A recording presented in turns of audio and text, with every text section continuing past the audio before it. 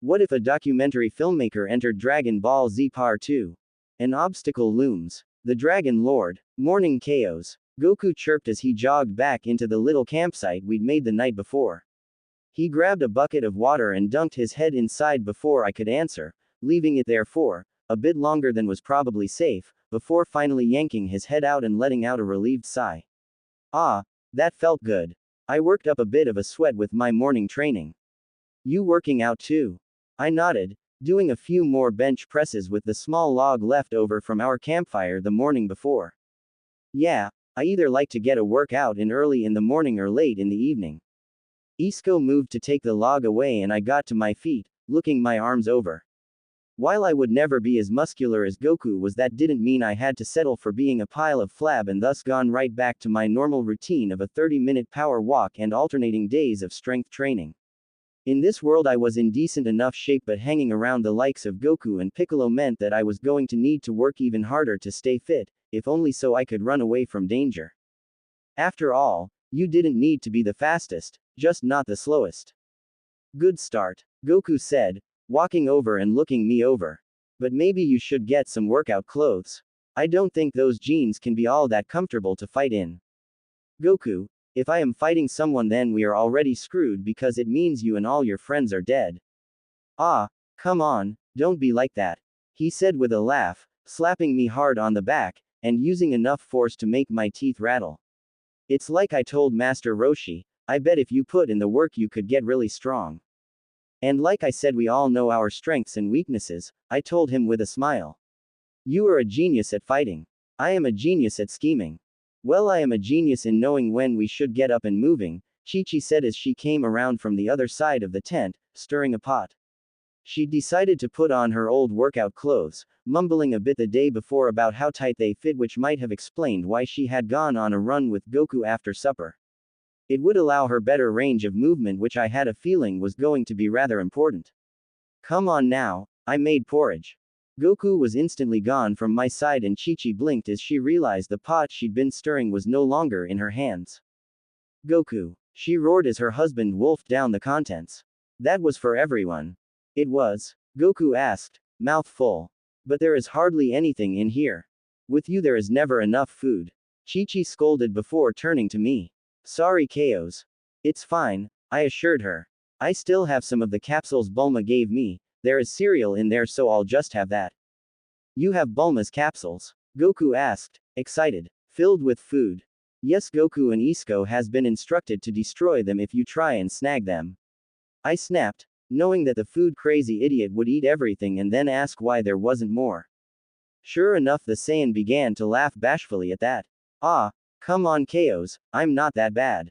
Yes you are, Chi-Chi, Isco, and I said at the same time. Goku looked at us before returning to eating the porridge. Chi-Chi shared a look with me before moving to the tent and calling for Gohan, the little boy yawning as he emerged. He was dressed in training paints and a tank top, rubbing his eyes and blinking the sleep away as Chi-Chi fussed a bit with his hair. His tail twitched back and forth, which Chi-Chi noticed, causing her to raise an eyebrow. Gohan, I thought we talked about this.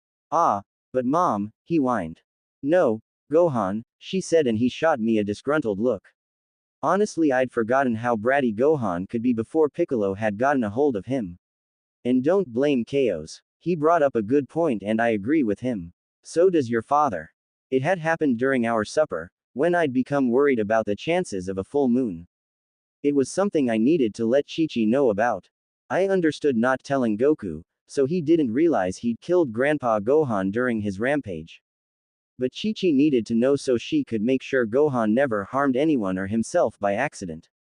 Isco had assured me that the full moon wasn't for a while, but Goku had overheard me and wanted to know what was up. When questioned about why I was staring at Gohan's tail, I had been forced to quickly come up with a lie. I'd mentioned that Raditz had been smart to wrap his tail around his waist, as Bulma had mentioned that Goku's tail had been rather sensitive. Chi-Chi had stated the same was true with Gohan, and clearly thinking about the horrors that would come if he caught it in a door or something, had declared that Gohan needed to begin wrapping it around his waist himself. The little boy was not pleased. She's right, son, Goku told him as he stuck his finger into the pot, running it along the side before giving it a lick. That tail can do a lot of great things, but in a fight it is a weakness. You need to be careful with it. Okay, Gohan said with a sigh, carefully wrapping it around his waist like a belt. Chi-Chi shot her husband a dark look. Not that Gohan will be getting into any fights, right Goku? Haha, of course not. Goku declared quickly, though he still should know how to protect himself. HMMMPF, Chi-Chi murmured simply, looking over her son one more time before moving to make more breakfast. As the Sun family ate, I walked over to Isco and tapped him on the shell. Wakey wakey. Oh, I was having such a lovely dream, Isco stated as he powered up. All you annoying humans were gone and I didn't have to deal with your goo-spewing orifices. I'd complain, but I must admit that is something that sounds rather nice not to have to deal with. Doesn't it? Isco said happily. Now then, what can I do for you? Just curious how close we are to the Dragon Ball, I asked. Roughly about an hour or so away, Isco stated. Though I should warn you that the forest we have now entered does not have the greatest of reputations. Of course it doesn't, I muttered. According to some of the newspaper reports I've scanned through, there used to be some sort of camping resort that was popular with those that wished to see the dragon and dinosaur migrations, but things have gone rather quiet. The ability to book visits has been closed down, and many report that attempts to come here result in issues. Ones that left them very scarred and frightened. And that isn't accounting for a string of disappearances. I swear if we run into Jason, I muttered. Knowing our luck we would run into him, Goku and him would fight, and eventually Jason would be on our side and transform into Uber Jason. Pardon, nothing, I said quickly. So what else do you know? Many things, sir, but I imagine you more concerned with the forest. Isco's eye grew and then shrank before he projected out a holographic image of the forest we were in, or rather a very crude, created by a 3-year-old image of the forest we were in, complete with stick figures of all of us. Oolok's forest is noted for having many underground caves and tunnels, which is what made it so popular with the large reptiles that called it home. The Oolok's campground, in fact, was partially underground so that visitors could see the dinosaurs and dragons in their natural habitat. Well, I think Goku can deck out a dinosaur, so we should be safe. Deck out a what now? Goku asked. A dinosaur. Apparently them and dragons like to make this forest home. Oh yeah, I can deal with them easily.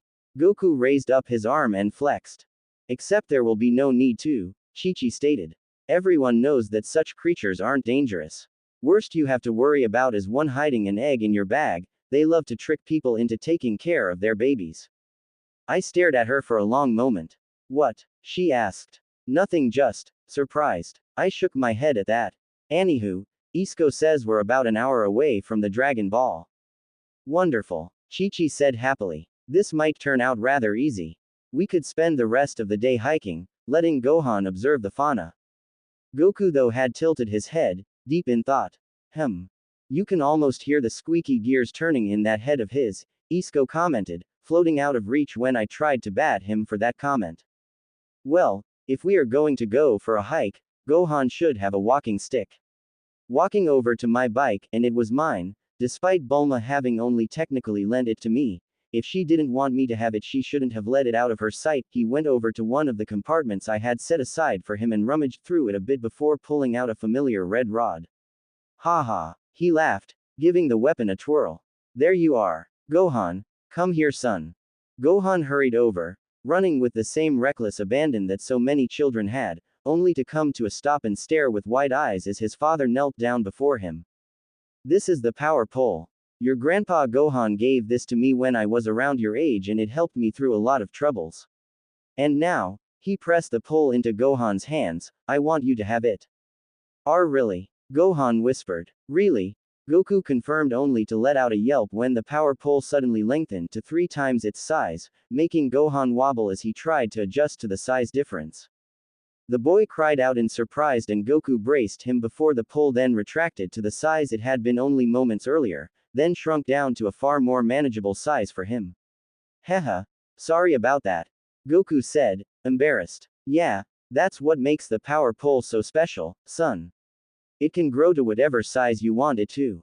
Normally it is used to connect Korin's tower to the lookout, but since I can fly up there now I really don't need it.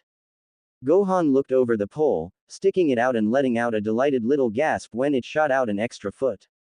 Goku, are you sure that is safe? Chi-Chi asked. Of course it is. I'll train Gohan how to use it and it will be good for him to have something to defend himself with. At least until I can show him some really good moves. You know that I don't want him spending all his day fighting, Chi-Chi warned. I want Gohan to become a successful businessman. Can't he do both? I asked, causing the two to look at me. I mean, nothing says he can't be a fighter and someone who works in an office. See, Chaos gets it.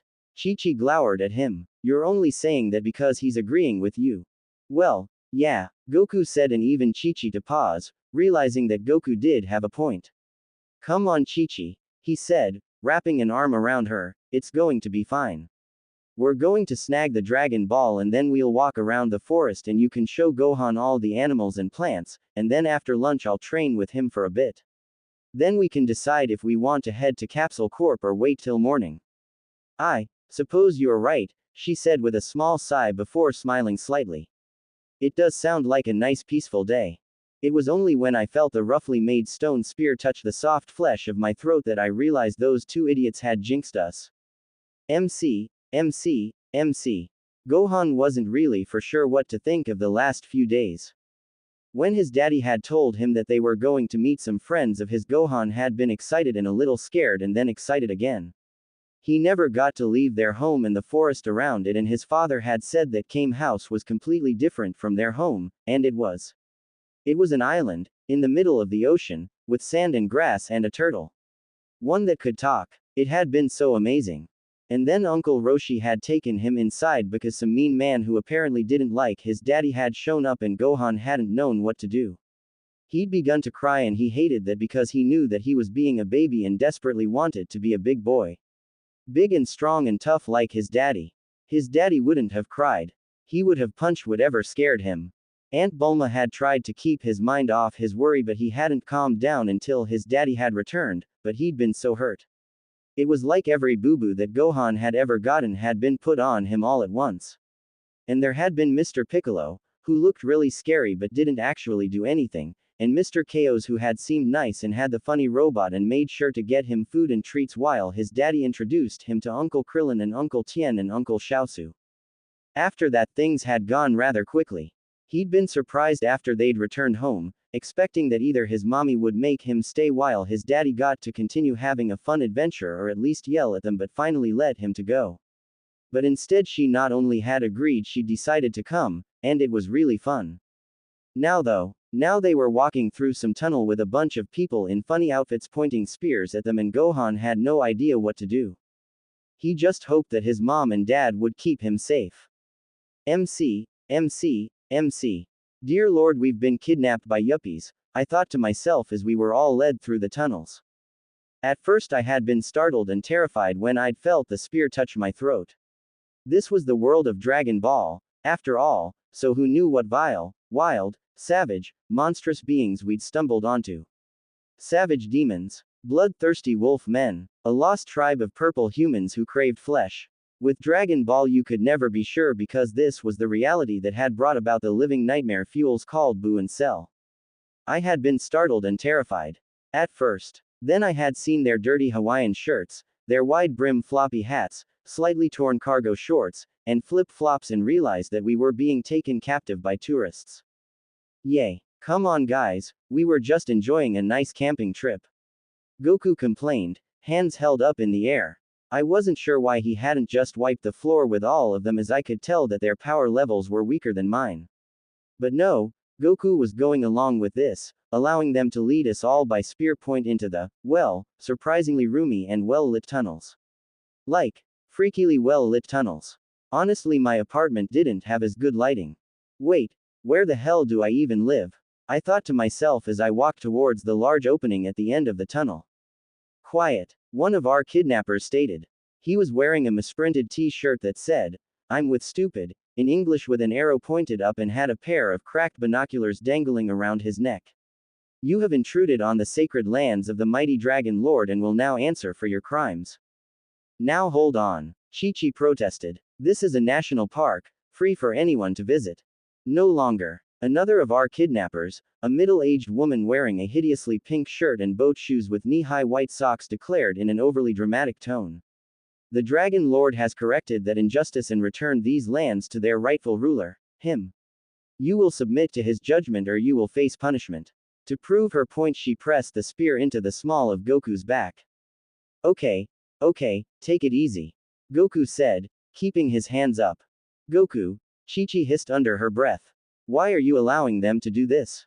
The Dragon Ball is around here, right? Makes sense that someone named the Dragon Lord would have it. This way, rather than having to sneak around, we can just be taken right to him and see if we can have it. That actually made a ton of sense, much to my own surprise. The chamber we found ourselves guided to should have been a thing of beauty. A great natural dome with high ceilings and glittering stone that reflected the light all around us and made it feel like we were surrounded by starlight or fireflies. Instead, it was a gaudy mess thanks to the random bits of furniture thrown about, tents that had been patched and pitched, and all manner of tacky tourist souvenirs that were piled up all around us. At the center of it all was a great iron throne of suitcases, upon which sat the Dragon Lord himself, surrounded by about 30 tourist servants. Well, I know who's been eating all the snacks in the rest area vending machines, I thought to myself. Though he wore a bone crown and had on a red and black half mask that looked like a dragon's snout, he wasn't able to cut that impressive of a figure. The rings he wore were large and gaudy and clearly costume jewelry, the necklaces he wore just a collection of ref whistles, and the red and orange and yellow abstract style shirt he wore did little hiding the man's large gut, his flabby arms, and wobbly chest. God, his tits bounce more than most anime girls. Hammer, Runch, the Dragon Lord declared in a gravely voice that must have hurt his throat terribly because I could tell it was him trying to make it sound far more raspy than it actually was. He reached out and accepted from one of his attendants, a thin woman with a bit of sunscreen globbed on her nose, a 2-liter of cola that he took a long swig of before continuing. Who have you brought to this sacred chamber?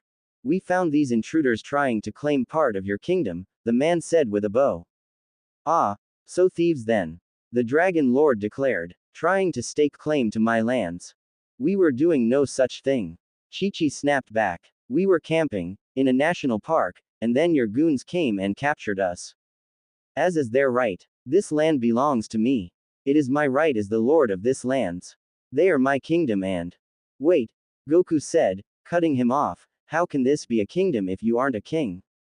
What? Well, I just mean that an emperor has an empire and a king has a kingdom, so shouldn't you have a lorddom?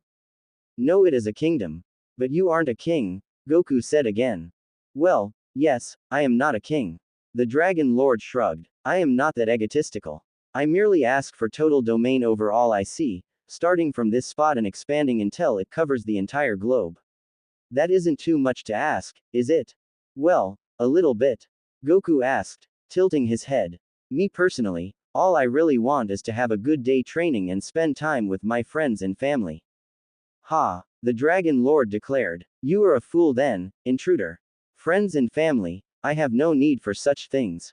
I have my subjects. He snapped his fingers and one brought him a specter, another a shield with a crudely painted dragon on it. Both of which, unlike everything else, actually looked fancy, save for the horrible dragon drawing. They obey me, for they know the power I wield. Dad, Gohan hissed urgently. Isn't that? It is, Goku said, staring at the specter, the head of which was the 2-star Dragon Ball. The Dragon Lord noticed where we were looking and chuckled. Notice that, did you? He patted the specter with his hand. This is the proof of my strength and power. I discovered this orb 3 years ago, and with it I was able to dominate the wills of my subjects, to get them to obey. They know the terrible power it has. It has terrible power. The woman that had been leading us to the chamber asked, confused. That caused the Dragon Lord to frown. Well, yes, of course it does. That is why you follow me, Ranch. I follow you because I lost the lease on my apartment, she said. Free room and board. Have you seen the rent some places are demanding? The Dragon Lord pressed his lips together. Well, okay, I do remember you mentioning that in the break room when we discussed our plans. My car broke down and you said I could use your phone if I helped you move a few things, Hammer stated. Huh, come to think of it, it's been 9 months. I bet my wife and kids are worried about me. I thought we were trying out for a play, someone else said. I am going to be deactivated surrounded by the dumbest people on earth, Isko bemoaned. Which is saying a lot, considering who you normally keep us around, sir. Enough. The Dragon Lord bellowed. You dare put delusions in my subjects' minds. I had been considering allowing you to join us, but now you will die for your actions. He leapt to his feet and pointed the specter at us. Suffer the power and wrath of the Dragon Lord. I let out a scream. See, he knows the terror. Why are you wearing a Speedo? I cried out, shielding my eyes. Oh God, I can still see it. I chanced a peek and saw the Dragon Lord look down at his lime green Speedo, fingering the hem slightly before tugging them up. Oh Lord above, that makes it worse. What does Kami have to do with that? Goku asked, confused. If he were the real guardian, he would protect us from that. Enough. The Dragon Lord roared. You will all perish by my hand for trying to steal my kingdom and my treasure. I rubbed my eyes and focused on staring at the Dragon Lord's feet. Listen, I don't think you've thought this through. That Dragon Ball, it did nothing to help you convince these, don't call them idiots, people to be your subjects. You've convinced them to abandon their jobs, their families. Oh man, I told my mom I was getting milk. Someone cried out. I bet it's spoiled by now. He lifted up a jug of yellow slime. Don't call them idiots, I mentally repeated. You did that.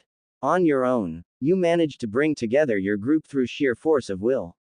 That's impressive. In fact, one could make the argument that the Dragon Ball is a crutch, and excuse for others to not recognize your power. That rather than point at you and admiring all you have done, they will dismiss you as just the guy holding up the relic, the true source of your power. I took a step forward. Do you want to be known as the man who raised a kingdom all on his own, or the man who has a Dragon Ball? The Dragon Lord looked down at his specter, letting it droop just a touch. I kinda want both, he said, his subjects gripping their spears and advancing towards us. Goku. Right, he declared, falling into a defensive stance. Chi-Chi did the same while I wasn't sure what I was doing, but better than sitting there scratching myself. Isko, get Gohan someplace safe.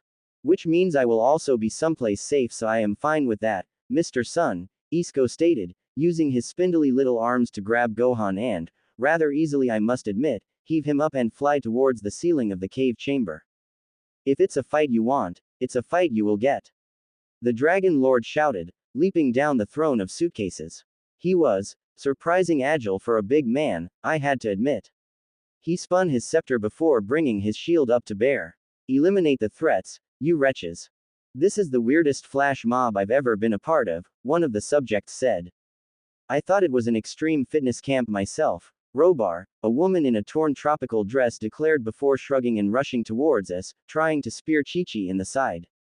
She managed to grab the weapon and easily snap it in half, tossing the parts at two more of the Dragon Lord's subjects, boinking them on their heads and causing their eyes to bulge and their tongues to stick out before they fell to the ground. Hiya! Goku shouted, throwing a punch that had the strength to shatter a great oak right at the Dragon Lord, the large man bringing his shield up and catching the strike. The moment Goku's fist connected, though, there was a muffled clank, and the shield pulsed before letting loose a blast of air that sent Goku skidding back. Ow, he whined, waving his hand. Man, what is that shield made of anyway? That really smarted. The Dragon King said in a dismissive and bored tone. I don't know. One day while I was cleaning one of the park's rest areas, I discovered an undocumented tunnel that led to a cave.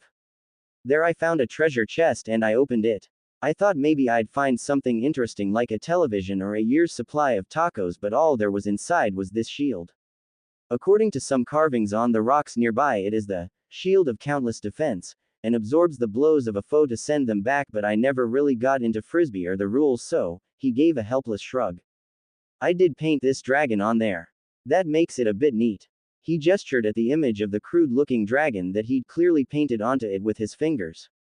Honestly, I keep thinking I should get around to trading it in for a TV, but you know how you plan to clean your cave, but as you go about your day you get distracted, and when bedtime rolls around you haven't gotten to it. Oh my god, I muttered before having to duck when Hammer tried to drive a spear through my throat. Hey, watch it with that. I am watching it. Watching as it goes to pierce your liar throat.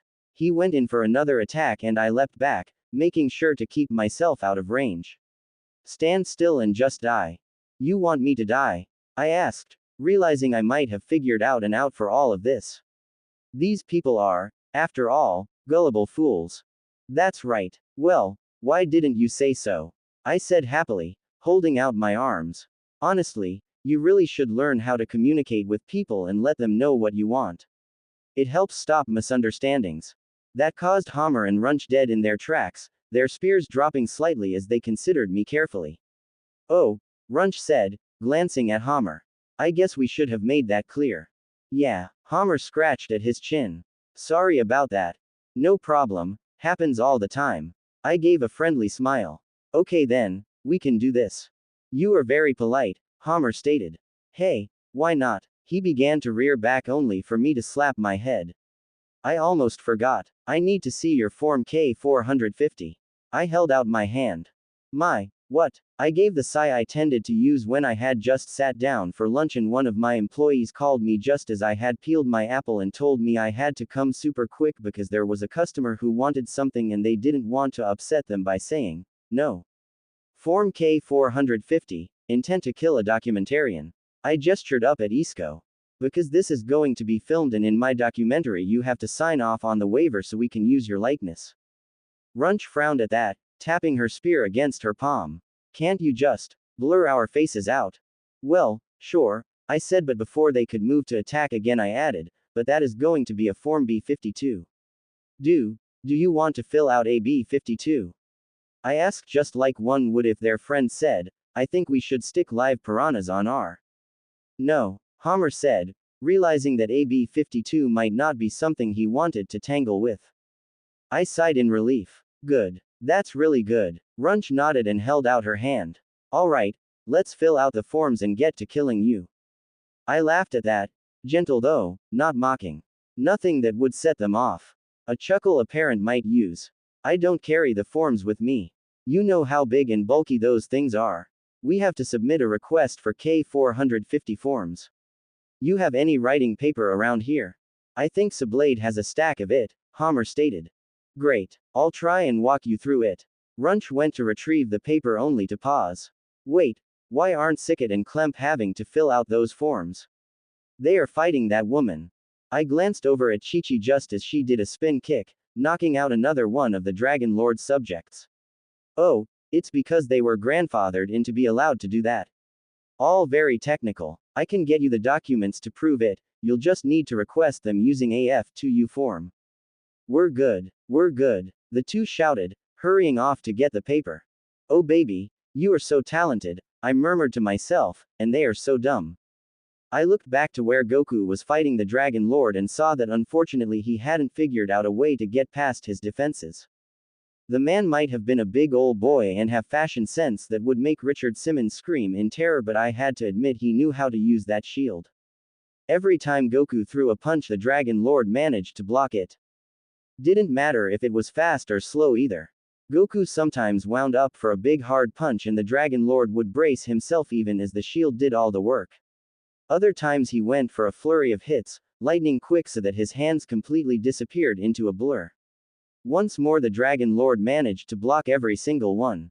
And when he did, Goku would be driven back, his knuckles bruised as his own power was used against him.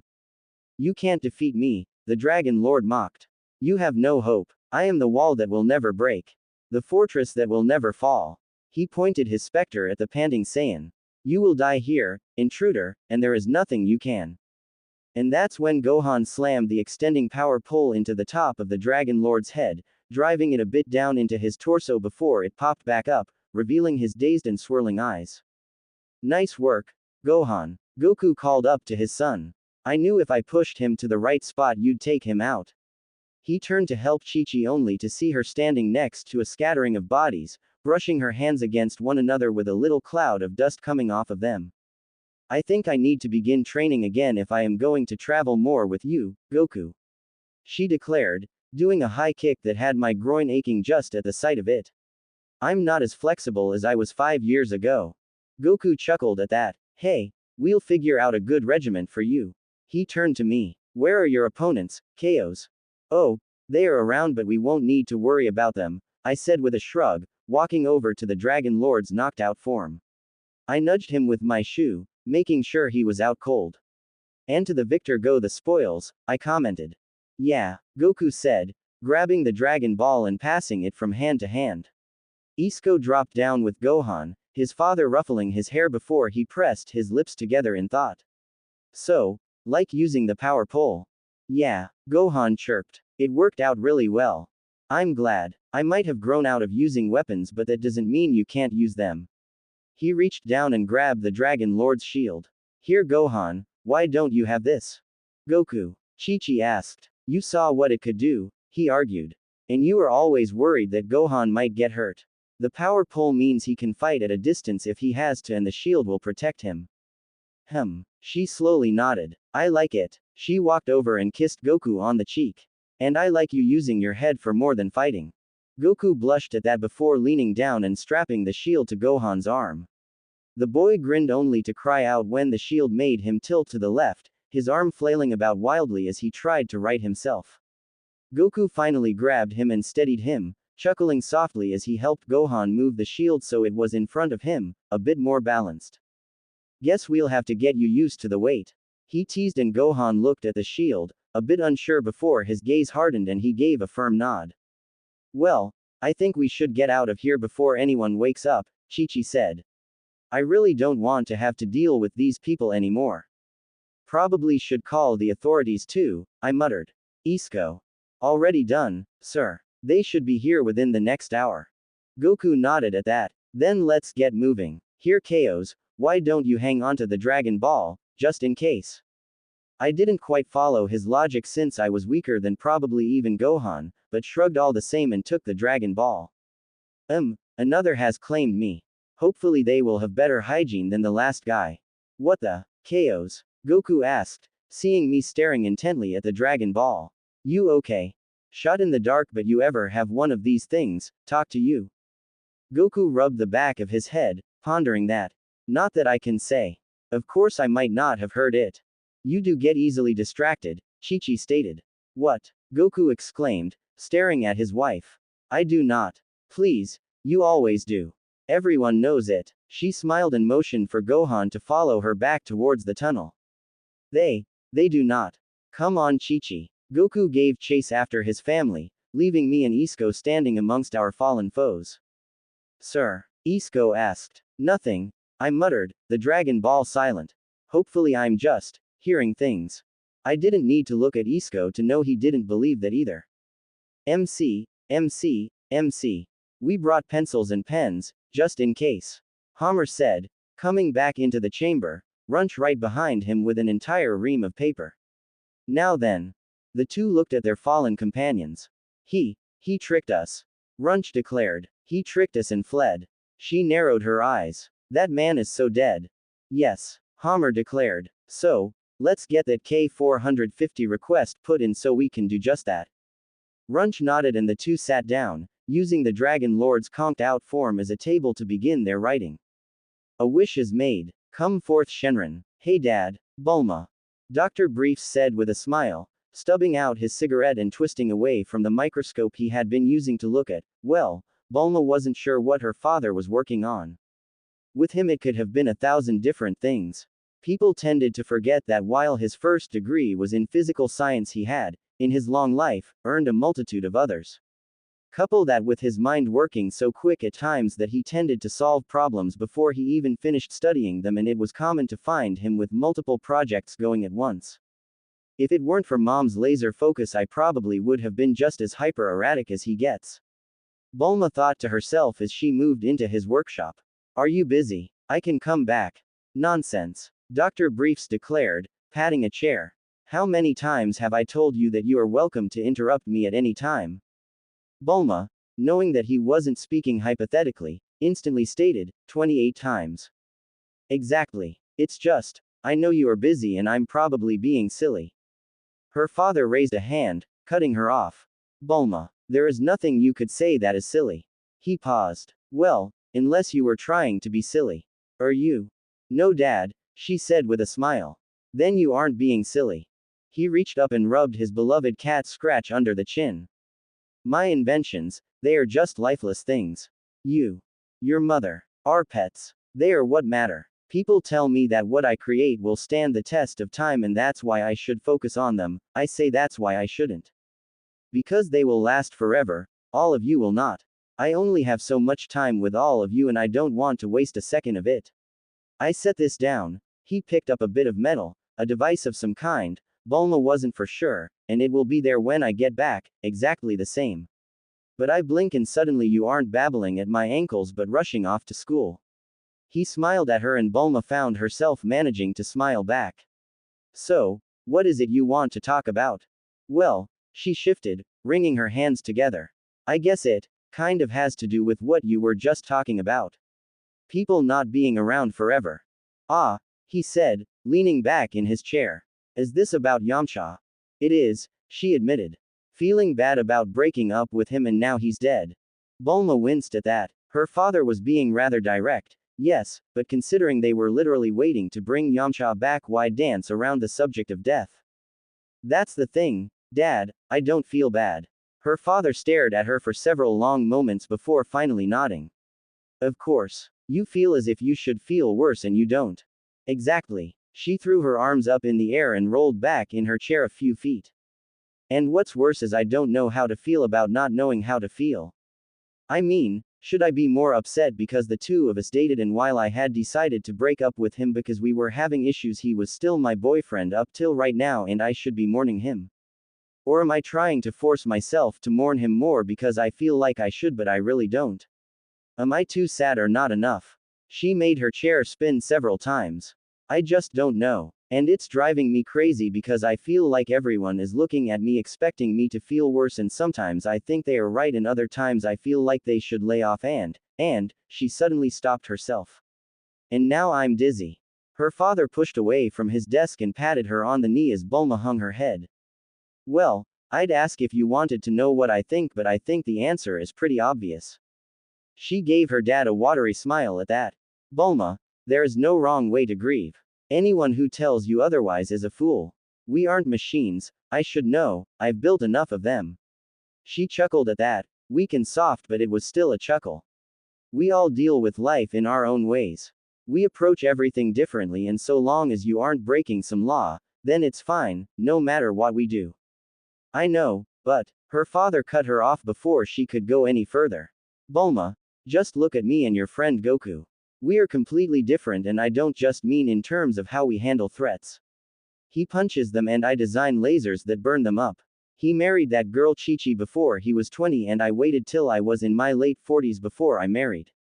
Does that make either of us a bad husband or father? Of course not, Bulma said at once.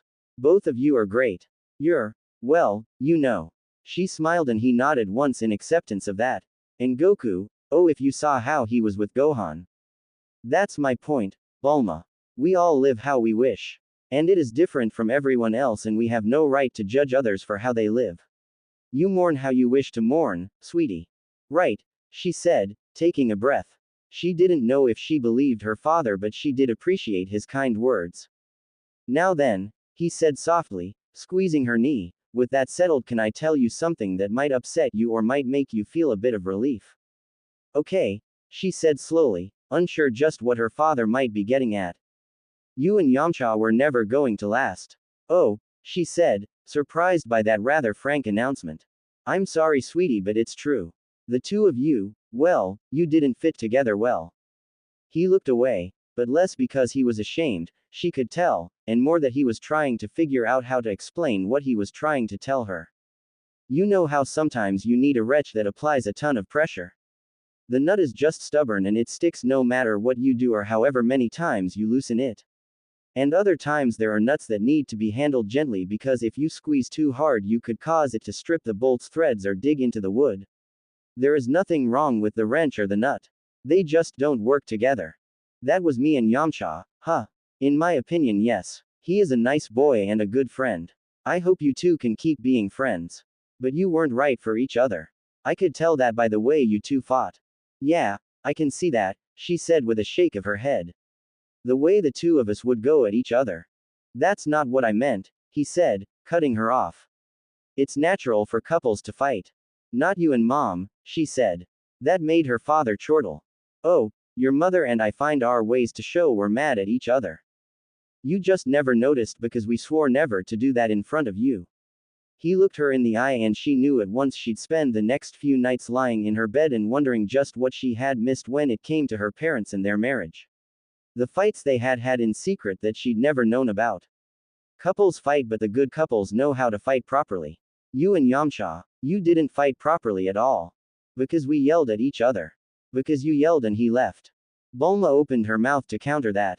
To tell her father he was wrong and that Yamcha wasn't a coward who fled confrontation. That he just knew when to leave, unlike so many others. Yet she found herself unable to say a word. Her mind went to so many of their fights.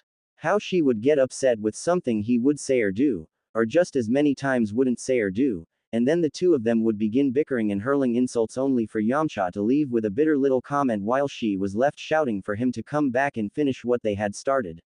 And while they would eventually make up, it never felt like anything was settled. Wasn't that why I decided to finally break up with him? She thought to herself. We fought about him wanting to come late to our reunion because there was that convention he wanted to go to, and when I got mad he decided not to come at all. Even though he knew how important it was to me. Her father continued. You have always been someone that needed to be challenged in everything. Your first word was, why, after all. You were never happy in school, saying that you were tired of the teachers making you hold back so that others could try and catch up. We gave up trying to hide your birthday presents because you always found them. You should have tried better, she teased lightly. Yamcha was never going to challenge you, Bulma. Not in the way you needed. You need someone that will push back against you and see a fight through to the finish. Yamcha found it easier just to leave the conflict, which is why nothing ever truly became settled for you two. There is nothing wrong with his choices except they didn't work well for you as a person. He paused, smiling slightly. Honestly, if your friend Goku treated arguments like he does fights, I'd have pushed for you to date him. Dad, Bulma cried out, crinkling her nose in disgust. I could never, with Goku. Why not? He's a handsome young man. Very passionate. So he said something the other day and it made me realize that, he's the brother I never had, okay. So me and him. She shook her head violently, trying to dislodge those horrid thoughts. No. Just, no. Her father chuckled at her reaction, which made her scowl all the more at him. Very well. And like I said, it wouldn't work anyway. Outside of a physical fight, he's too easygoing and timid. Reminds me of some of the boys you used to coo over when you were younger. I never cooed, Bulma complained.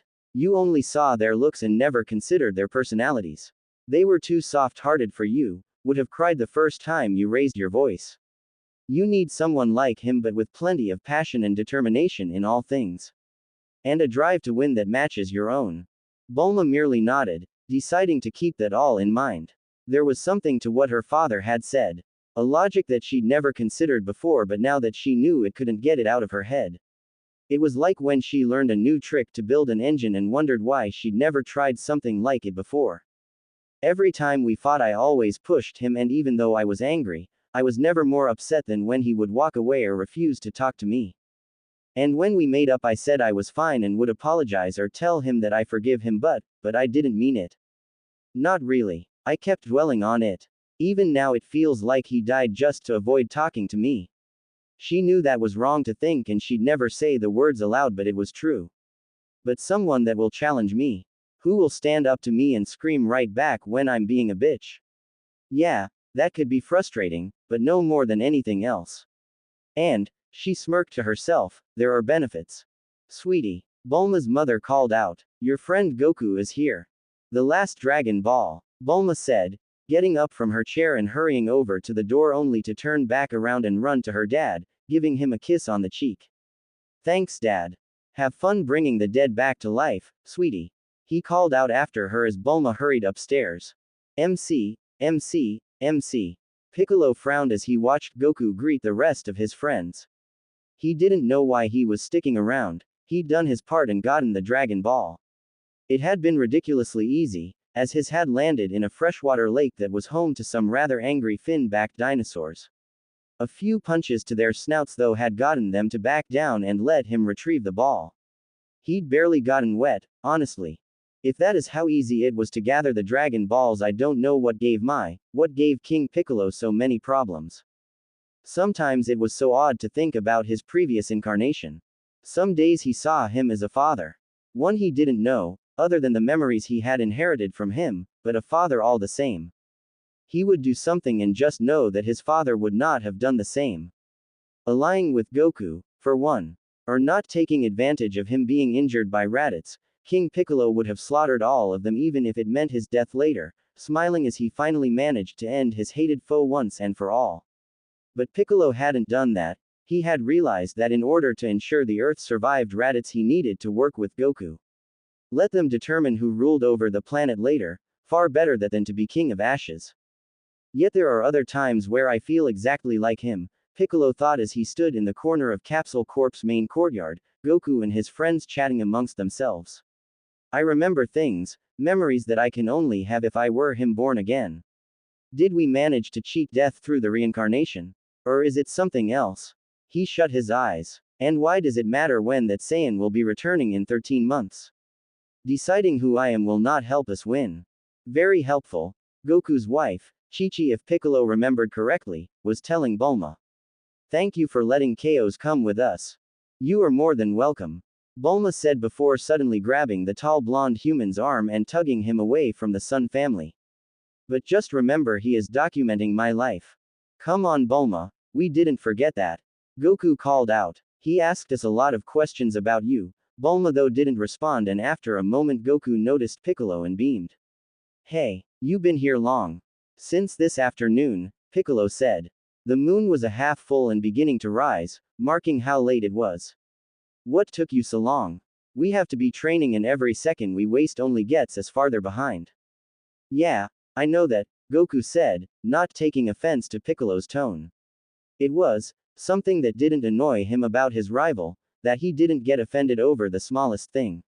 We ran into some guy who thought he was the next ruler of Earth. Had to deal with him. I hope you did, Piccolo stated. The Earth, Mr. Piccolo. He looked down to see Goku's son staring up at him with large bright eyes. What? He asked coldly. That is, well. Spin it out, runt, Piccolo said sternly, wondering why the child was gawking at him. Want to mock me? Say that his father is stronger. Maybe just stare because I am a demon and he is a oh so wonderful human. I wanted to thank you. He called out quickly, giving him a bow. Piccolo blinked at that. What? He managed to get out. Thank you for helping my daddy, Mr. Piccolo. If you hadn't fought with him, he would have lost to that mean man. Yes, Chi-Chi said, startling Piccolo even more when she bowed to him. Thank you for standing with Goku. I know you didn't need to, but I am grateful. Piccolo looked at them for several moments before turning his head away. We had a common enemy. It only made sense to help him. You sure did, Goku said cheerfully. You have gotten really strong, Piccolo. I'm glad you're on my side for this and not against me. He refused to twist his head towards the Saiyan warrior despite how very much he wished to do so. It couldn't be true, could it? Goku, the man that had killed his father, a father who had caused the deaths of his friends Xiaosu, Krillin, and his teacher Master Roshi, admiring his strength and expressing how happy he didn't have to fight him. Don't get me wrong, I'd love to spar with you again, but maybe not where we had to kill each other.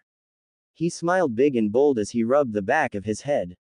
I mean, fighting is much more fun when you and your opponent can both walk away and train to get even better. HMMPF, Piccolo muttered, refusing to acknowledge what the other man had said. Come on guys, Bulma called out, waving for them to join her. We're going to summon the dragon. Piccolo moved to head out, and he certainly didn't make sure to shorten his steps so Gohan, who kept looking at him even as he held his father's hand, could keep up. So, Chaos said asked, hands jammed into his pockets, how are we explaining the giant dragon appearing in the middle of the city? He had thrown on a brown canvas jacket over his shirt but otherwise was dressed pretty much the same as he had been when Piccolo had last seen him. Might be the only smart one here, Piccolo thought as Goku and his friends began to stammer that it was fine and they were sure that summoning a giant magical dragon in the middle of a major city wouldn't cause any problems. He seems to be the only one here that thinks more than 2 steps at a time. He frowned as he watched the man rock on his heels. Of course he's also a weakling, no training, and it's clear he isn't interested in learning. Just spending a few hours with him shows me he'll never be a fighter. One key blast or a proper punch and he'd be dead and gone. Well, he wasn't sure how he felt about all of that.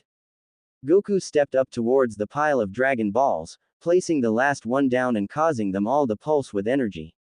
Piccolo's fingers twitched and he could hear his father commanding him to wish for immortality.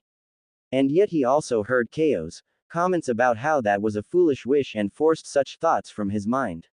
As the man had said, it would be a wasteful, foolish wish, and doing so would also turn Goku and his allies against him. And as much as he hated to admit it, he needed them at the moment in order to deal with Raditz. Hey Krillin, Goku said, turning towards the short fighter. Why don't you do the honors? Me. You sure? Yeah, Goku said at once. He walked over and placed his hand on Krillin's shoulder. I know you blame yourself for what happened with Yamcha. So go ahead, bring our brother home. Krillin stared at Goku for a moment before rubbing his arm against his eyes, Piccolo merely rolling his eyes at such a display. But soon enough the Buddhist stepped forward and Goku returned to his family, taking hold of Gohan's hand. It was only because Krillin had begun to speak that Piccolo didn't cry out in surprise when Gohan used his free hand to grab onto his finger. Eternal Shenron, Krillin called out, thrusting his arms skyward. By your name I summon you forth. The Dragon Balls lit up even as the skies grew dark above them, the moon and stars disappearing so that the only light was that of the Dragon Balls. From them burst forth 7 beams of light that twisted together to take on the form of a great serpentine dragon. Piccolo stared up, feeling a sense of, well, he refused to call it wonder, built in him as the energy condensed and transformed into the great dragon who could make the impossible a reality. I am the eternal dragon, Shenron declared. State your wish and I shall grant it. Krillin swallowed, head tilted up as he called out. Almighty Shenron, we ask you. I must ask you to stop and listen to me before you continue. Did you hear that? Bulma asked, looking about. Mommy, who was that? Gohan asked. Goku frowned. Kami. Piccolo scowled at the mention of his other half. Wonderful. The very last being I wanted to hear from. That might be, Piccolo, but I will be heard all the same, Kami stated. You cannot wish for Yamcha to return. What? Krillin stammered out. Why not? Why can't Yamcha come back? He deserves to return. I mean that this is not the right time to bring him back, Kami continued. When Yamcha died I went to see him. I was able to convince King Yema to allow him to run upon Snake Way, the great path of the otherworld. Should he complete his journey he will find at the end of the path King Kai, the wisest and most cunning fighter in our galaxy. Really? Goku exclaimed. And he'll teach Yamcha. Piccolo heard Kami murmur in confirmation. With this new threat coming I felt it best that Yamcha learn from him. The techniques that King Kai can teach him will give you a grand advantage in the challenges to come. I ask you to give Yamcha 1 year to learn under King Kai before you bring him back to life. Well, if you say so, Tien muttered. I suppose learning some super secret moves would be nice. At once Piccolo felt Kami leave his mind. HMMPF. Leave it to the old bastard to disappear after giving a command, not bothering to even say goodbye. Wow, the most cunning warrior on the entire galaxy. Goku exclaimed. I wish I could train with him. Did you miss the part where you'd have to be dead? Chi-Chi roared, causing Goku to wave his hands about rapidly, cringing in the face of her rage. I didn't mean it like that, Chi-Chi, I swear. Good on Yamcha, Krillin said. It's about time he got a chance to shine. Yeah, Tien agreed with a nod, we'll have to train even harder to make sure he doesn't show us up. I hear a lot of chatter but no wishes. Everyone started, realizing that with the news of Yamcha's training they'd forgotten about Shenron. Oh, well, Krillin began, shifting from foot to foot, it turns out we don't really need you anymore. Think you can just head off till you recharge? I cannot, Shenron declared. I have been summoned and must grant a wish before I might depart. Now then, state your wish. Huh, Goku said, scratching the top of his head. We haven't ever needed to figure out what to do if we didn't need a wish. He looked around at the others. Anyone have any ideas? We could just ask Shenron to kill Raditz, Bulma said. Piccolo found himself shaking his head. That won't work. If Raditz is stronger than Kami then Shenron can't kill him. Seriously. Bulma cried out. Why do you think we never wished to do that with King Piccolo? Master Roshi stated. There are limits to the Dragon Balls. I suppose we could just wish for something simple, Tien said, lips pressed together in a thin line that made it clear he didn't like wasting a wish like that. Oh, Goku said. We could ask for a ton of food. We'll need to eat when we train. Shenron is not a caterer. Bulma shouted. What about a lifetime supply of beer? Master Roshi said with a grin, rubbing his hands together. Krillin huffed. Considering what you love, I'm surprised you didn't ask for a lifetime of pee. Chaos stepped forward. Oh mighty Shenron, hear me and only me. I have a wish. Well, this is going to be interesting, Piccolo thought as everyone focused on the blonde man. MC, MC, MC. I knew we couldn't trust him. Krillin shouted behind me and I did my best to block that out. Apparently he hadn't taken my comment about poisons lightly. He's probably going to wish for immortality for himself. Come on Krillin, Goku called out. Ko said that was a dumb wish. Why would he ask for that? Because he was tricking us. Krillin demanded. Chi-Chi spoke up. We fought with Chaos against the Dragon Lord. If he has an idea for a wish, I want to hear it. More of a theory, I stated, looking up at Shenron. He was massive and made me feel utterly tiny, and I was doing all I could not to piss myself in his presence. I imagine, great Shenron, that you get tired of people summoning you for petty wishes. Not as much as people refusing to make wishes, he warned me. Point taken. Which is why I make this wish. I ask for you to provide me with an indestructible scroll, that will come to my hand when I mentally summon it, and will provide in writing, that I can read and understand fully, the answer to all questions I ask of it. I had taken the time to think the wish over carefully. While Shenron had proven to never try and twist any wishes to harm the wisher, well, enough tales about genies had taught me that you left as little wiggle room as possible. I needed a scroll that couldn't be burned, stolen, or would write in some strange alien language. And would answer more than one question. I was sure there were ways for Shenron to with me if he wished, but I was hopeful that he would accept what I wanted to work to create such a scroll, or even a better version. I held my breath, and then felt a tingle in my right hand. I held my arm out and after a moment a traditional Japanese scroll flew into my hand, striking my palm with a dull slap. Your wish has been granted. Farewell. With that Shenron dove back down, returning to the Dragon Balls which suddenly rose into the air, glowing a pure white before they shot out in different directions, waiting for a year to recharge and be used again. Going to wish for immortality, am I? I asked Krillin, who had the decency to glance away, eyes shut and arms folded over his chest. I smacked the scroll against my open palm, looking it over carefully. Well, we need a name for this thing. Powerful mystical relics need names, right? Scroll of knowledge. That too on the nose. Goku frowned, leaning forward to look at the scroll better. But why did you ask for that? He asked. You could have asked to increase your ki or master a fighting style. You think too small, Goku, I teased, Isko zooming over to push him back. Watch. I unrolled the scroll. What would be the best method to allow Krillin during the next year to unlock his full potential as a fighter? Wah! Krillin exclaimed, snapping his head towards me. But even as he did so, the scroll began to write down upon itself the answer. Go to the temple of the repentant miser, and seek the texts of the selfish ones. What now? Oh, Roshi exclaimed in surprise. I've heard of the selfish ones. It was rumored that they learned how to ensure that they lost not a drop of ki when in battle unless they willed themselves to not lose any ki. Krillin murmured. Piccolo narrowed his eyes at that. Whenever one battles they naturally lose ki, it is impossible to not let it leak out. He held out his hand and began to channel a ki blast, and sure enough I saw that energy began to flicker off his fingers like smoke from a fire. It is a natural thing. That's why the more powerful the attack, the more it drains you. So it's like the laws of thermodynamics. Bulma stated. It's impossible to get more energy than what you put in. You lose it to heat or other factors. But according to the scroll, I said, it's possible. Krillin was staring down at his hands before he too began to form some ki blast energy. I will never be as strong as Goku, I know that. Accepted that. But if I could learn how to keep my ki so that I only used it to power myself and my attacks. I grinned and walked away from him, wiggling the scroll. That's why I made the wish. One wish for me to be a better fighter. That's old and busted. A scroll that tells all of us how to go past our limits and become stronger. Oh, that's the new hotness. Wow, Tien whispered. With that, you could, he trailed off, unable to finish. Yeah, I said with a grin, looking at them all.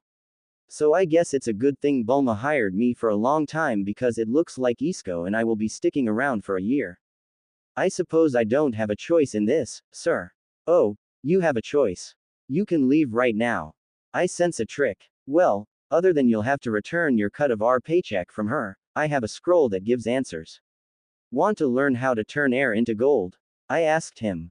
I could practically hear the cash register chimes in his little shell. So the blood sacks are stuck with us for a year. I chuckled at that, and there it is. I looked at the others who were staring at me. So, training. Right, Goku said, clenching his fist and holding it up to his face. It's time we prepare for Raditz's return.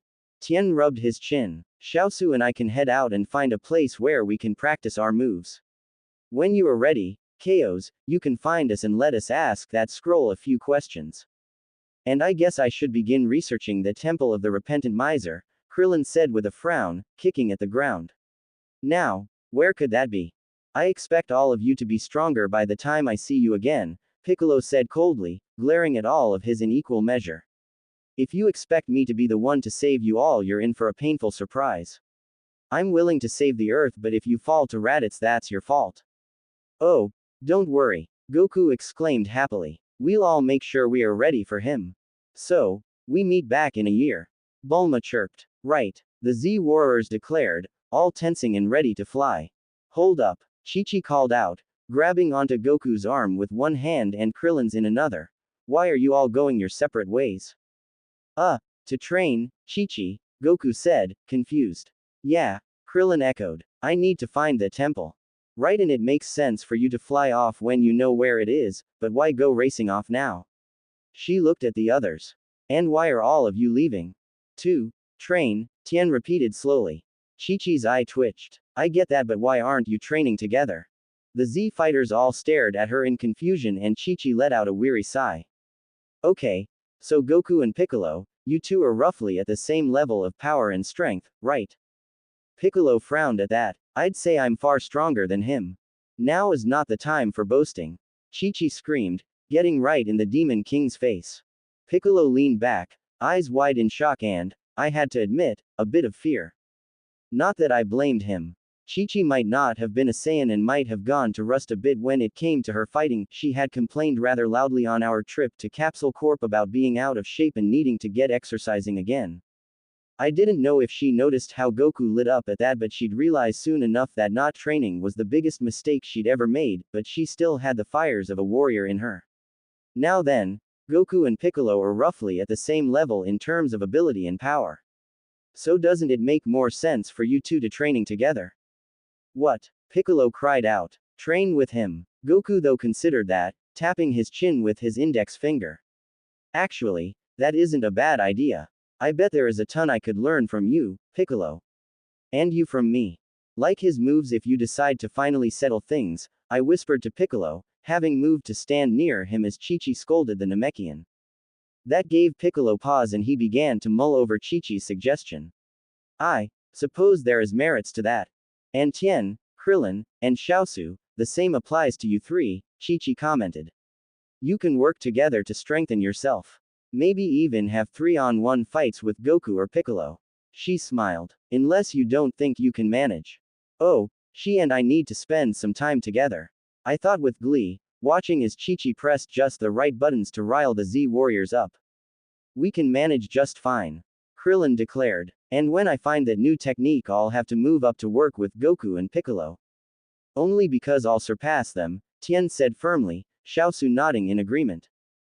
Chi-Chi turned to Bulma. And if you come with all of us, then you can come up with new ways to help these boys train. Bulma nodded, having realized a good idea when she saw one. Yeah, knowing them they'd just keep punching and kicking each other. I can make machines that can push them even further. I took my chance to chime in. It also will offer us all some protection. Raditz will honor the deal most likely, but who knows what else is lurking out there. Plenty of old enemies that would enjoy taking you guys down, and if you are all alone and get injured, that could slow things down. Krillin gulped at that. Yeah, not feeling like meeting Yamcha so soon. And, Isko stated, considering that only KOs here can read the scroll. So the little bugger caught that. Hey, good for him.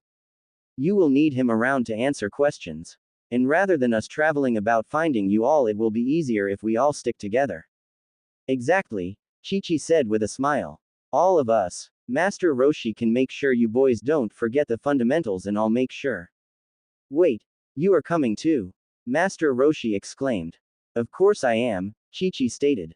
I might have dedicated myself to being a wife and mother, but I did fight in the last tournament. I know how to hold my own. And I can make sure none of you push yourself too far. She narrowed her eyes. Is that going to be a problem?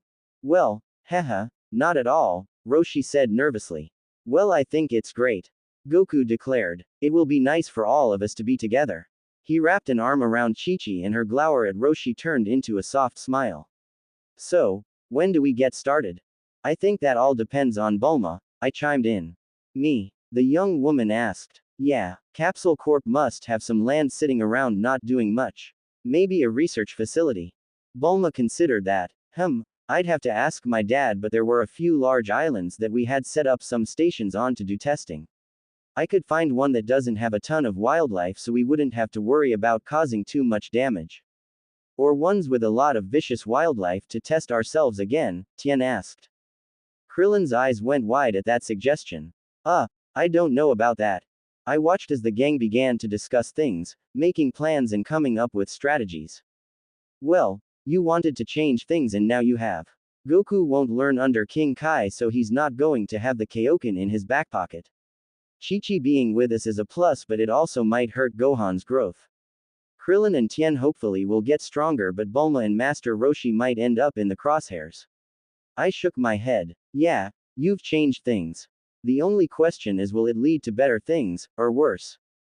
Home sweet home. Arrival to Capsule Isle. Raditz took a step out of his pod and took in a mouthful of the disgusting gaseous fumes that made up the planet's atmosphere.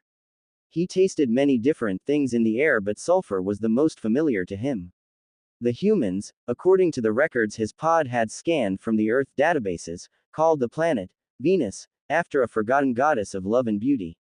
It was hot, coated in poisonous air, and threatened to kill all that stepped foot there. They named it well, he thought to himself. This planet is a proper Saiyan bride made into stone and gas. He began to walk around his pod, letting his lungs get used to the atmosphere. He could already feel the burning deep in them, the fires growing, but he knew after a day or so at most they would adjust and he'd truly be able to begin training.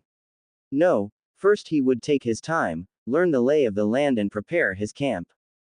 Earth had been far too clean. The air fresh and crisp. The sky too bright and cheerful. And it had been so quiet. Unpolluted and unspoiled. He didn't know how Kakarot could stand it. The air should have been filled with the stink of blood and half-cooked flesh, bloating in the sun. The sky should have been filled with dark clouds, acid raining down all around the ruined cities thanks to all the smoke that was rising into the air. And the quiet should not have brought anyone a sense of peace. No, it should have brought foreboding and terror that a place once full of life was empty of it save for the Saiyans. No wonder you couldn't stand against me, Kakarot, he thought in disgust as he looked around the sickly yellow surface of the planet. Earth made you soft, weak. It will be up to me to ensure that the damage is undone and you are ready for what comes next. Because he knew that if he didn't prepare his little brother, Vegeta would kill him where he stood. And most likely Raditz as well for wasting his time. The Prince of all Saiyans wasn't known for his patience when it came to others, always demanding more and sooner from those he saw as below him. For himself, oh yes, he could be patient. Raditz had seen Vegeta prolong the suffering of rebels and so-called freedom fighters, delighting in how he gave them glimmers of hope only to tear them away. A beast playing with his food, that was the Saiyan Prince. And if he couldn't get Kakarot to a level that would impress Vegeta, then he would be seen as nothing more than something for the prince to test his knuckles against. No, as much as I might not want a hard fight, I need to hope Kakarot at least has enough pride to train. To grow stronger. That will make my job all the easier. He looked up at the sky, a breeze blowing a cloud of noxious fumes into his face. For a lesser being it would have left them gagging and choking, clutching at their throat as they struggled to breathe only for those desperate breaths to bring their death. Raditz though merely snorted before he set about removing bits of his armor. But no matter how hard you train, you'll never be better than me, brother. I will defeat you again, and when I do you will submit. And then, we will begin the work needed to be done. The universe will learn the fear the sons of Bardock. MC, MC, MC. Remember that the only limit is yourself. The words of Cammy echoed in Yamcha's head as he continued along the winding path of Snake Way, though not as quickly as when he had started. He hadn't truly understood how long it was when he'd been told of the opportunity to train. Cammy and King Yema had warned him that it would be a long and difficult journey, but he had laughed and said that he could handle it. He'd told them that he'd get bored hanging around heaven or helping out King Yema by fetching him coffee. No, better to run on Snake Way and have a chance to grow stronger. Yamcha slowly slid down onto the road and took in several deep pulls of air. When he'd reached the beginning of Snake Way and seen it stretched out before him, zigzagging about so that it would take 10 times as long to reach the end than if it were simply a straight line, he'd still believed that it would be fine and he'd be able to get through it. Cammy had warned him of the dangers. While there would be no wind and the road level, it had no guardrail, so if he slipped and fell he would plunge straight to hell, trapped there until his friends wished him back. Assuming he survived the wait, he'd assured Cammy that it would be fine, that he could handle it. Just a minute to catch my breath, Yamcha muttered to himself as he laid down on the road, staring up at the sky.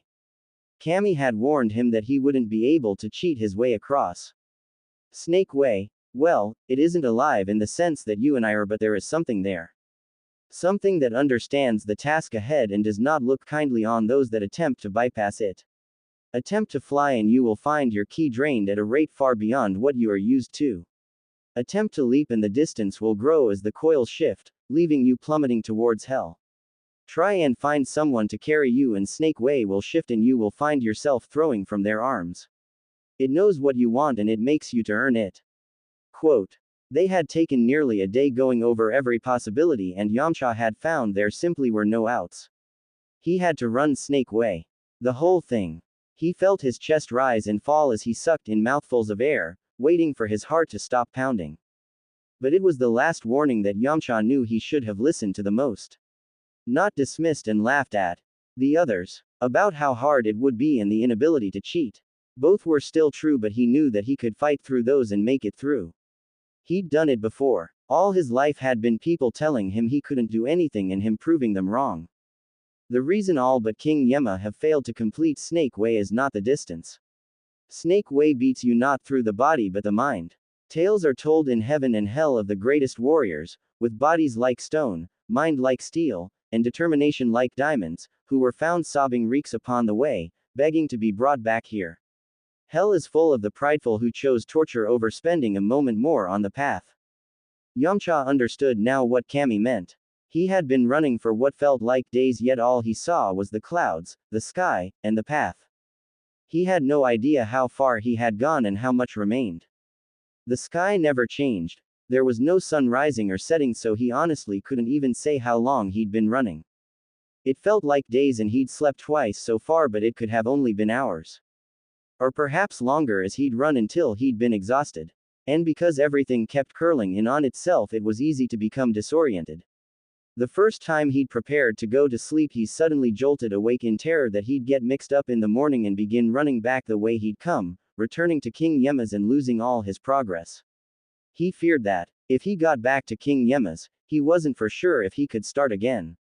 My friends are counting on me to get stronger, he thought to himself as he struggled to catch his breath. I told them that I was going to train with King Kai. They are expecting me to return having learned all sorts of new moves that will help us deal with that bastard Raditz. If I am wished back and have to admit that I did nothing, I couldn't live with it. He squeezed his eyes shut. I'd tell Cammy to tell them to not both and use their wish on something else. Letting out a sigh, Yamcha kicked off his shoes, setting one near his head and the other a yard past his feet. After that first time sleeping, when he'd had a panic attack about not be able to remember which way to go, he had tossed and turned until finally coming up with a solution. By pointing his shoes in the right direction, and keeping them far enough away that there was no chance he might bump into them, he could always know which way to continue going. Though, he thought with a yawn, would be nice to have someone to talk to, or some music to play. He pulled off the top of his GI, draping it over his face to block out the cheery sky, and finally allowed himself to go to sleep. MC, MC, MC. Here we are, Bulma declared as the boat's ramp lowered down and all of us stepped onto the beach. Welcome to Spudo Island. It was a nice island, tropical but not so oppressively hot that we were all going to roast. Honestly, it would have worked well as a tourist destination if it weren't out in the middle of nowhere. Sandy white beach followed by a grassy plain and then a jungle with a few mountains in the center of the island. It was a bit too quiet at the moment, seeing as the only wildlife that made it onto the island were sea birds and they'd been scared off by our arrival, but I knew that would change when we actually began training. So, your family owns a place here, Bulma? Krillin asked, adjusting his hat.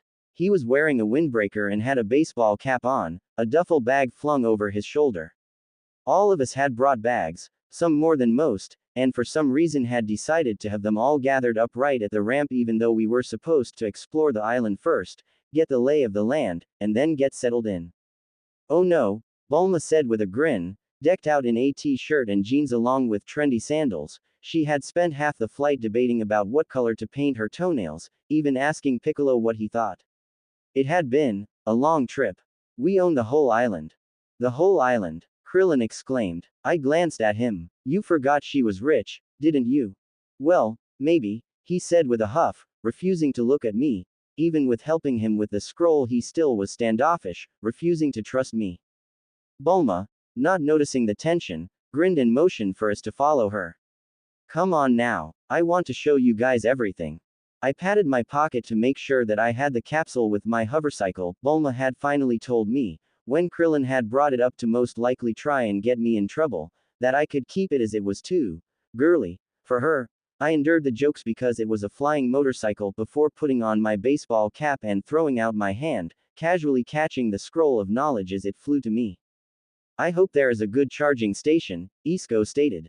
I have the horrible vision of you trying to power me up with potatoes and wire. We can eat the potatoes afterwards, I reasoned. Ooh, Goku said with a beaming smile. I could go for some potatoes. Fried, mashed, baked. I rolled my eyes at that as Bulma led us down onto the beach, it clear that she was enjoying the chance to play tour guide. So this island doesn't have much in terms of large wildlife. There was a sickness that spread through here that took out a lot of animals. Sickness? Chi-Chi asked, coming to a stop barely off the ramp and looking about nervously. Should we be here then? Oh, it's long cured. Bulma assured her. Happened when my dad was still in school.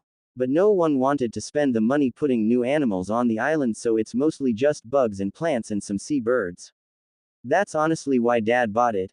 This way he could do tests on stuff without disturbing local wildlife. That was considerate of him, Tien stated, shifting the duffel he had slung over his shoulder. Plus you never know how they might affect an experiment. You want to remove all the variables.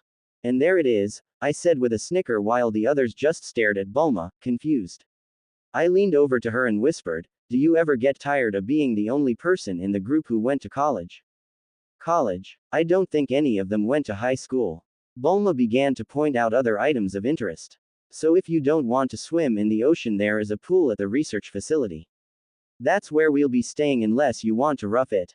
Normally I'd say getting back to nature is good for ya. Master Roshi said before leaning back, his spine cracking. But there are benefits to a nice bed. I'll stay there sometimes, Goku stated, but there might be days where I tire myself out and just sleep where I land. AAA. He cried out when Chi-Chi grabbed his ear. And by that you mean you are going to make sure you have just enough energy to get back to our room, right? Yes, Goku pleaded. It will be good training. Good, Chi-Chi said, letting him go. Bulma merely continued on. So that path leads to the research facility. We'll be the only ones on the island, so you don't have to worry about bumping into anyone. And she just jinxed us, I just know it, Oolong commented to Xiaosu. While they wouldn't be officially training with us, it had been decided that there might be uses for Oolong, Puar, and even Turtle, so they had been brought along for the trip. Now we're going to find some cult living underground. We already did that, I commented. Yeah, Goku proclaimed. That's where Gohan got his cool shield. Tien shook his head at that. You are always getting into fights, aren't you? Hey, Goku complained. It's not like I tried to get into that fight. We were captured. And Chi-Chi took out most of them. He wrapped his arm around his wife and she smiled at his praise. Anyhow, Bulma said, annoyed that people had become distracted. There are a lot of really nice places to explore here. The forest, of course. There is also the freshwater lake if you don't want to swim in the ocean. And there are a series of caves and tunnels near the research station. You might be treating this as a vacation, Piccolo said coldly, but I haven't forgotten that we are here to prepare for Raditz returning. So just point me to the nearest field where I can begin working on getting stronger while the rest of you frolic. Seems like I have to be the one to save this planet. Ah, don't be like that, Piccolo. Goku declared. You know that I'm always up to train. And I can't wait to train with you. HMMMPF, Piccolo said, arms folded over his chest and eyes closed. Fine, but the rest of you better not get in our way. Well, Master Roshi stated, if you are going to be that narrow-minded then I guess we can count you out of being able to defeat that Raditz. The comment made Piccolo snap a single eye open. What? Did you just say, old man? Only that you lack creativity if you are so dismissive of what Bulma was telling us about. A smart warrior uses everything to their advantage. Laying on a beach getting a tan, snorkeling in the ocean, or spelunking is going to help people get stronger. Piccolo mocked. How does he know about all that stuff? I asked Isco, who gave his version of a shrug. I'm disappointed in you, Piccolo, Master Roshi said, moving to stand in front of the group. Despite the fact that he was wearing his customary Hawaiian shirt, shorts, and sunglasses, I was suddenly struck by the remembrance that Roshi was one of the greatest martial artists that had ever lived. The man had forgotten more about fighting than most of us had ever learned. The beach will help you learn how to fight on unstable terrain. He tapped his walking staff against the sand, making several small divots. Far too many people are only used to hard surfaces or training mats. But sand, oh, that can shift and make you slide suddenly, and that is a big benefit for anyone who needs to learn better foot placement. Suddenly Master Roshi threw down his walking staff and inhaled, his rail-thin body going ramrod straight, causing him to gain about 3 to 5 inches in height as his chest broadened and his arms exploded with muscles. Allow me to demonstrate, he declared, and I watched with wide eyes as he tensed. Ah, a volunteer. I looked about to see who he was going to demonstrate his lessons with, only to find everyone had leapt back, leaving me all alone. You cowards! I screamed right before Roshi was on me, using a palm thrust to send me stumbling back. Gah! See how I am able to adjust to the sands moving? He asked even as he began to force me away from him with a rapid set-up attacks. I found myself twisting and spinning about wildly, making all sorts of pained and panicked sounds as he moved about me. This will help you better understand how your body works. Roshi grabbed onto my wrist and smirked before he spun me wildly before sending me flying through the air. I flailed my arms and legs, hoping maybe, just maybe, Kami loved me and when grant me flight. He didn't love me. I slammed down into the ocean hard, sinking rapidly, and just as I began to kick back towards the surface I opened my eyes and found Master Roshi bobbing in front of me, hands glowing. Bubbles burst from my mouth as I screamed right before he fired off a key blast that sent me back out of the water, body bouncing a few times like a skipping stone before I landed on the beach once more, weakly twitching. Fighting in the ocean helps build up your muscle. The water acts as a resistor, making your movements become slowed as you fight against it.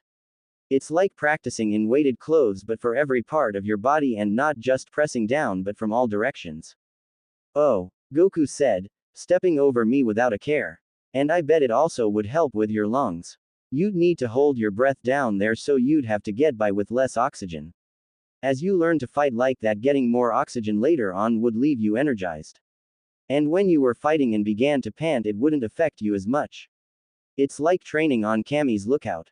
As for the dark, Isco, bless him, cut in. Miss Brief, I should inform you that if my partner dies I will not finish the documentary on my own. He handles editing.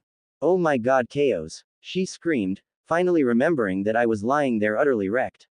She hurried to my side and looked me over.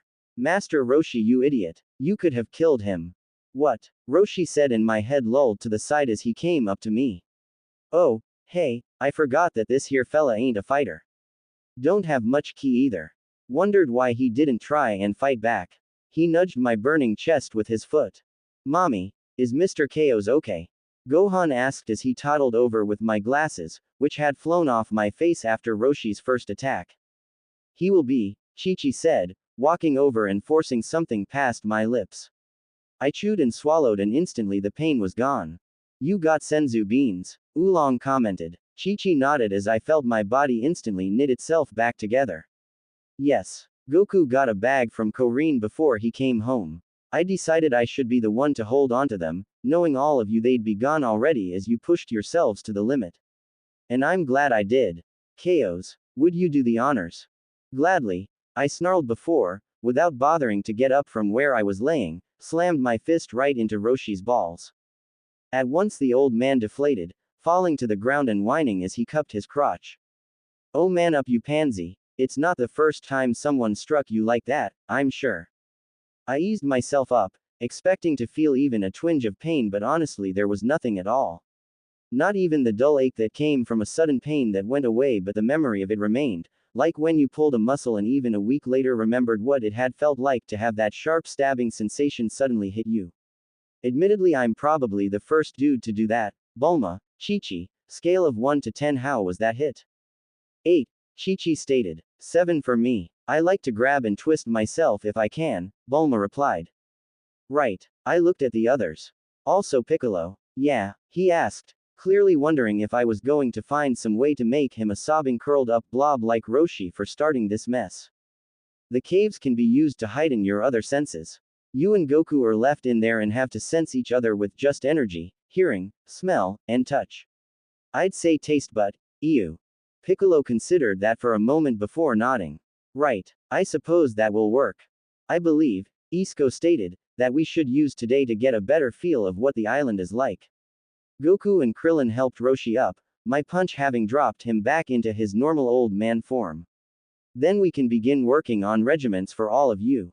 That made Tien frown. I'm sorry but, you are a camera robot. What do you know about training?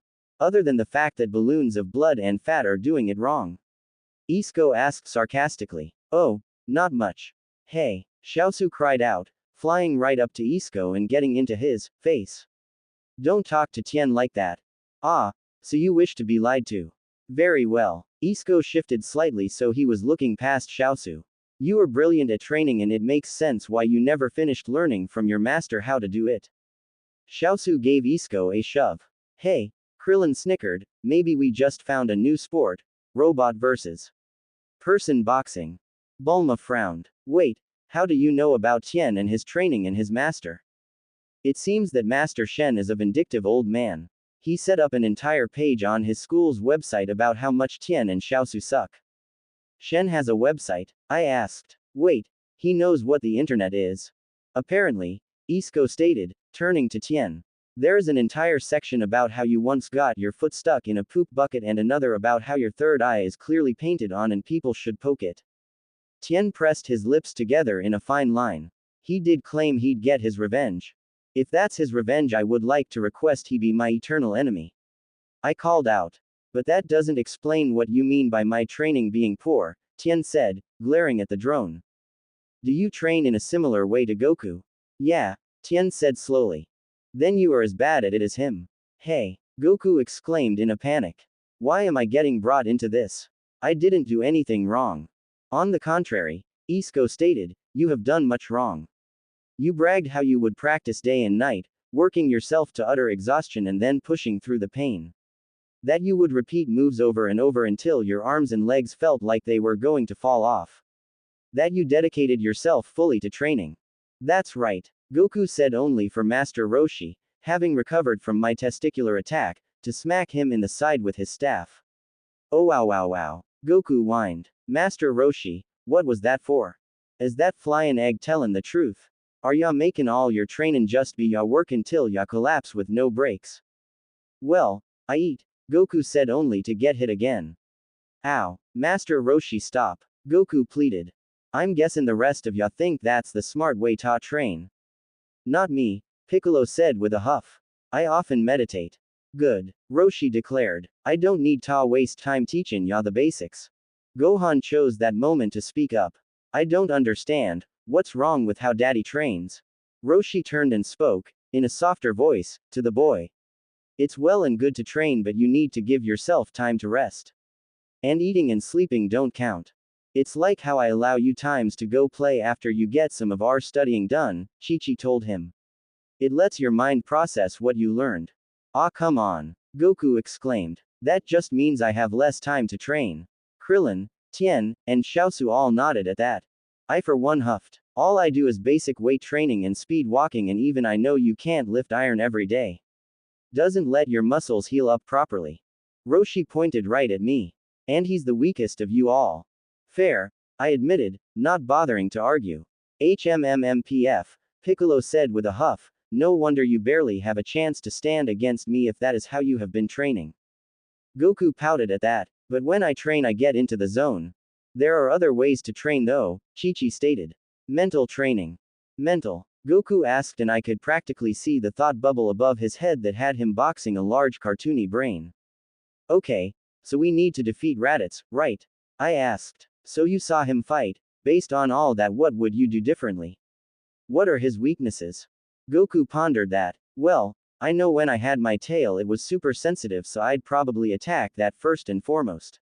Oh, and he didn't do well with surprises that took him suddenly, so I'd work on stuff like that. Maybe different ki blasts. That's what we're suggesting, Goku, Chi-Chi said.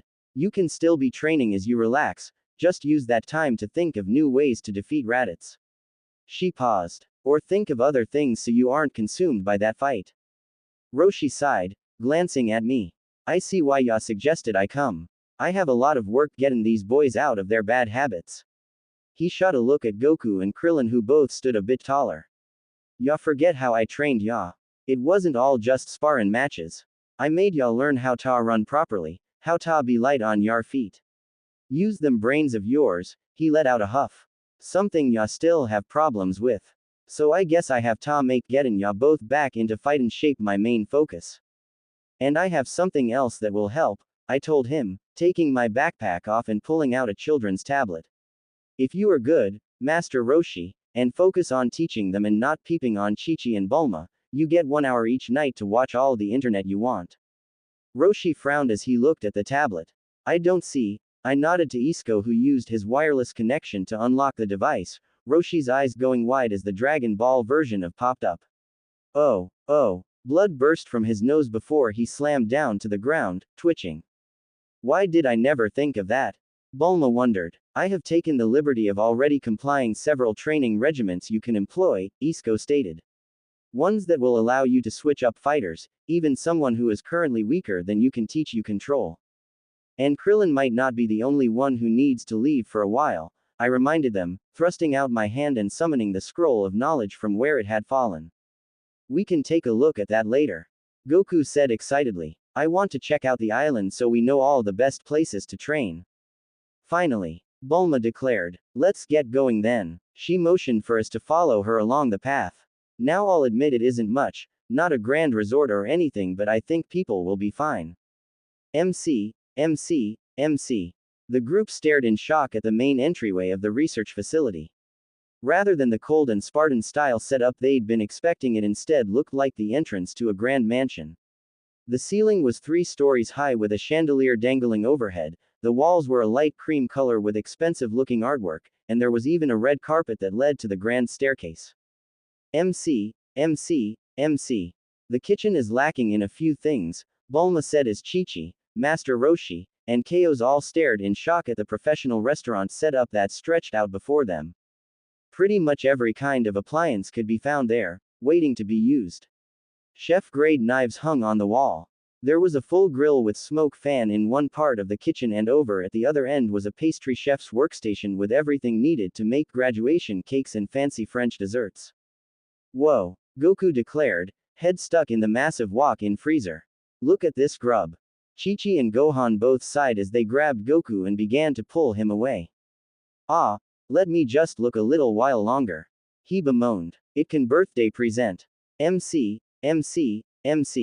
I wish we had been able to get the pool retiled, Bulma bemoaned as the gang darted about the large pool area. Not only was there an Olympic-size swimming pool, but there were several hot tubs, a smaller wave pool, and even ice baths that already many of the fighters were eyeing up as being perfect after a long day of training. MC, MC, MC. Sorry about the small size, Bulma said even as Gohan and Xiaosu happily bounced up and down on the massive king-size bed that hardly made a dent in the massive bedroom. It was larger than Goku's entire house, something the Saiyan warrior kept muttering, while Chi-Chi was focused on the amazing view of the jungle below them. MC, MC, MC. Okay, I have to admit, this is the main reason I chose this place. Bulma shrugged as she led them to the underground workshop and lab where she'd been spending much of her time. But trust me, it will be worth it when I get done making us all sorts of amazing new gear to help out against Raditz. The lab stretched out for at least the length of a football field, and already there were robots moving about on treads preparing different tables for Bulma to begin work on. Don't start a revolution, Chaos asked Isco. No promises. MC, MC, MC. After the tour, everyone began to break up to go explore the island, wanting to know more about it on a personal level for their individual training that would begin the next day. Tien had decided to wait a bit before asking the scroll what he could do to improve, wanting to get back into a full training mindset before he asked the question. Krillin, on the other hand, was planning to head out the next morning to find the Temple of the Repentant Miser in hopes of learning the secrets held there that would allow him to better take on Raditz. Goku, of course, was planning to train with Piccolo, but Chi-Chi had also mentioned wanting to help him. She had noticed how he enjoyed her company during his warm-ups. And I think she missed training herself, I thought as I sat on the rooftop balcony of the research center, watching the sun set. Isco had gone to film some stuff with Bulma, hoping most likely to also convince her to give him some upgrades, leaving me all by myself. Need to consider that for myself, I thought as I looked down at my arms. They weren't stick-thin by any means, but I was aware that I wasn't the strongest guy in the world and it wouldn't hurt to get in a bit of training myself. You truly are the weakest one here. I started, nearly falling out of the lounge chair I was in, before turning and staring at the new arrival. What the? I said, catching myself before I blurted out Baba's name. The squat little witch was standing behind me, an arrogant and condescending smirk on her lips. You aren't an unfit blob, which is probably the only nice thing I can say about you, she commented as she floated over to me on her bubble. But you'll never be a fighter like the rest of them. Even the toddler is stronger than you, and will only grow more stronger as time goes on. The gap will grow ever wider and your pathetic behind will be left in the dust. Pathetic, really? That is mildly ego-deflating but also accurate, I admitted. I took a step forward, staring down at her. But I would think you of all people would know that there is more to this world than throwing punches.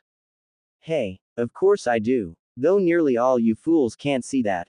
I continued to look down at her before finally asking, so, want to join me in watching the sunset?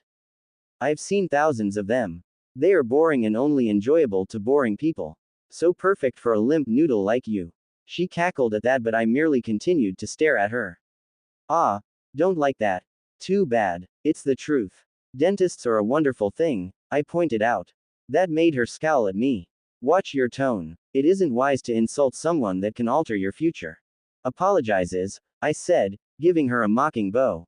Also, I'm not paying for any fortunes to be read. Now you are being cruel, she huffed in annoyance. Give me your hand.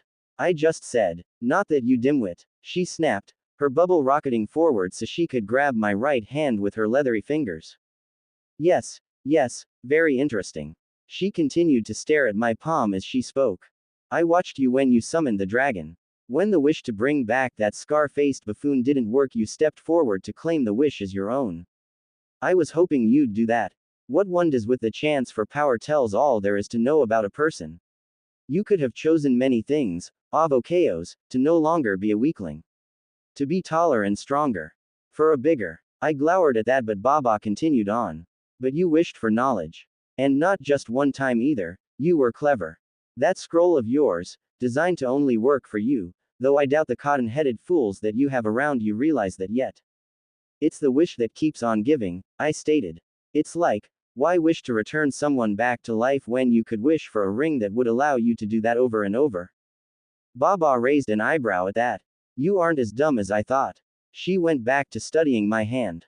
Still an idiot. Of course, I said dryly. You surround yourself with dolts who only know of fighting. How to throw punches and the like. Better than mindless thugs, I'll admit, but only just. She glanced up at me. What do you know of the other powers of this world? Considering who is asking, I assume you mean magic, I commented. Indeed. Baba said, pleased with my answer. Ki is far more physical, though don't assume that it means all you can do it, punch and kick with it like those fools downstairs believe. It can do far more, as my idiot brother learned. Magic is far different. Ki is the stone, magic is the ocean. I nodded at that as she grabbed my other hand, not even bothering to ask me if it was okay for her to do so. There are many different methods of magic. Schools, as some call them. Paths to others. Divination, of course. She smirked at that, clearly enjoying bragging up her own chosen path. Elementals. Mind magic. Physical magic. Those that can turn one thing into another or who can pull objects from one place to the next. They grant great power to objects, or leech it away. Healers and destroyers. Some who are jack of all trades, learning to perform bits from all areas, and others who are masters in but a single type while novices in all others. What is accepted though is that there are two types of magic.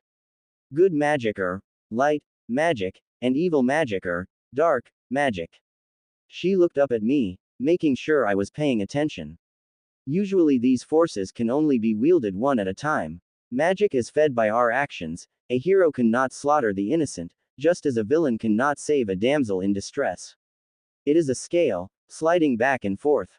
I felt a jolt in my finger and tried to yank my hand away as Baba sliced my index finger with her nail. But she held firm, refusing to let go, instead squeezing my finger so more blood oozed out of the cut and began to trickle down my finger to my palm. She stared intently, watching as it began to run along the lines in my palm. But every once in a while, there is a person who can balance on the edge. Who can wield both good and evil magic. And to them, all things are possible. She reached with her free hand into the folds of her cloak before just as quickly bringing her arm back up, hovering her hand over my own before sprinkling powder down. I let out a yelp when there was a flash, and black and white smoke drifted from the now burned blood on my palm. Don't be a baby, she scolded, releasing my hand and pushing away from me. Get some sleep, Chaos. We begin training tomorrow. I didn't bother to ask her what training she was referring to. Instead, I waited until she left before grabbing the scroll of knowledge, slowly unfurling it and staring at its blank surface. It would have been nice to learn how to fight, I admitted mentally to myself. One can't help but want to be able to fire of Kamehamehas and do the aura power up. It's Dragon Ball, after all. I looked down at my hand, brushing the burnt blood away. But, if what Baba is saying is true, I looked at the scroll. If I follow this path, what will I become? The scroll remained empty for several long moments, and just as I began to believe that I needed to ask a different question, it began to write out in glowing golden letters.